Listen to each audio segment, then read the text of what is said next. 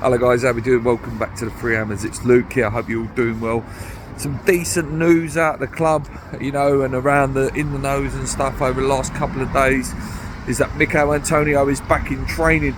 Listen, a player that I've slated over the years, but someone I can see that we need as an option. We're so thin and down to bare bones at the moment.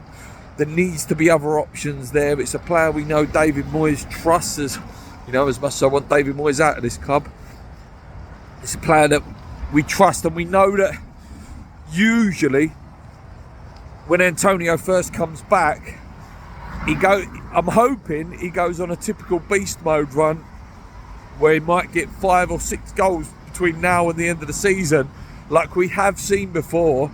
I'm not saying he will do it, but we have seen it before, and he just offers us something different. I think could be a really potent attack with him, Kudus, Bowen, with Paquetá, who I'll talk about in a minute, nearly close as well.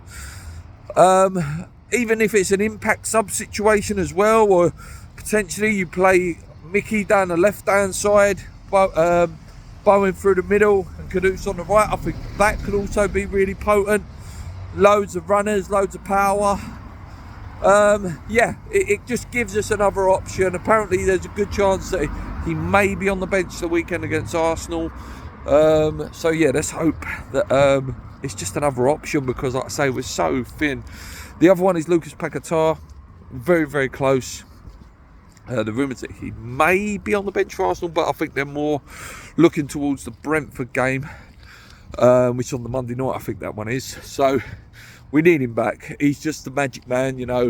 There's very few players that have that ability, to have that magic pass, as I call it, and that ability to occupy 2 or 3 players that frees up your Kudusis, frees up your Bowens. We're very easy to play against at the moment because we haven't got that player that's got that unlockable pass, or that, that drop of the shoulder, that little round the corner ball. We haven't got someone who's cute like that. So we're desperate for Lucas to come back, absolutely desperate. And let's hope it's sooner rather than later. One thing I did want to discuss in this video, I should have put it in the thumbnail a little bit really. The big boy channels, West Ham Fan TV, Claret and Blues, congratulations on their 10k. I think they hit that yesterday or the day before. And Hammers Chat are running polls at the minute. I wanted to give my opinion. I think it's a fantastic idea. They have a massive community between them. You've got West Ham Fan TV 60k, Hammers Chat, I think they're around sort of, with the forum channel, they're hitting sort of like 45, 50k. And then Hammers Chat, Claret and Blues with their 10k, you're hitting nearly over an audience of potentially, nearly 100k there. Obviously, the subscribers mix and match, so it's probably slightly less than that as an actual whole. But the fact that they're giving them the opportunity to vote is, it will be quite a telling poll, I believe. I think the 2 questions were, do you want David Moyes to get a new contract? And the other one was, if David Moyes gets a new contract, will you be renewing your season ticket? I believe that's what it was. I might be slightly wrong with the wording. But yeah, I think it's a great idea. Me personally, on both answers, obviously I'm not a season ticket holder anymore. I sort of, when my daughter was born, I stopped sort of doing the season ticket stuff. So obviously that doesn't apply to me. I do still go to games every now and then. I did sort of go through a phase where I weren't going to go games. I sort of had this thing of I can't go to watch David Moyes football, but at the end of the day I'm still a West Ham fan and I want to watch West Ham. So listen, I won't stop going games if David Moyes is there. It just makes it less entertaining, less enjoying, to be honest with you. In terms of do I think David Moyes should get a new contract? No, I really don't. And I don't think he should get it now anyway.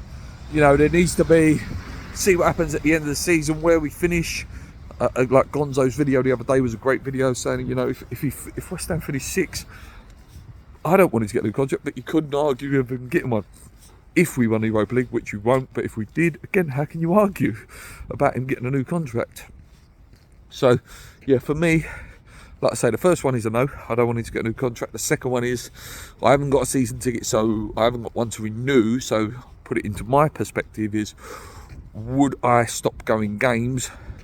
No, because I'm still a West Ham fan, you know. As much as I don't particularly like David Moyes, I still want West Ham to do well. And if David Moyes does well, that means West Ham does well, so it's a hard one. But I'm in no means a David Moyes fan. I do believe we've outgrown him. I thank him for what he's done. You know, he's stabilised the club, he's given us European football, won us a trophy, give me that moment. But it's time to move on now. You know, there's managers out there that can get a lot more out of these players. And when, like I say, when the Jason Cundys and the Jim Whites come out with the comments of what do West Ham want, they need to remember where they are. I hate that comment. And Cundy the other day said, oh, you know, it's an unrealistic position because look at Chelsea, look at Manchester United below them. They should be above them. Why should they be above us?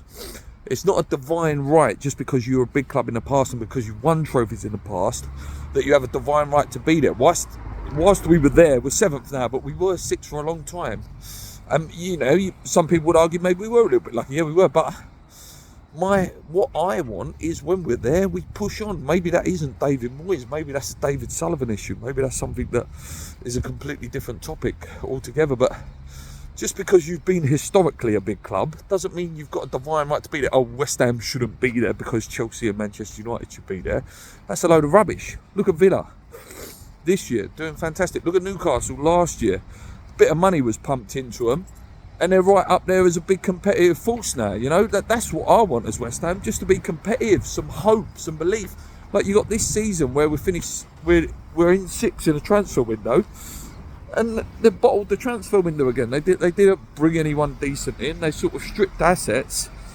But yeah, that's a completely different situation with the Moyes and Sullivan together, isn't it? It's nothing will change really until Sullivan goes, but you would hope Steiden with an attacking manager identifying good players could get us something a little bit more entertaining whilst keeping the level of results up to a certain extent. Anyway guys, that's my opinion. I've rambled and rumbled for long enough. Let me know what you guys think, and please check out and take part in them polls. They're really important. West Ham Fan TV, Hammers Chat and Current and Booze all running those polls. Come on you irons.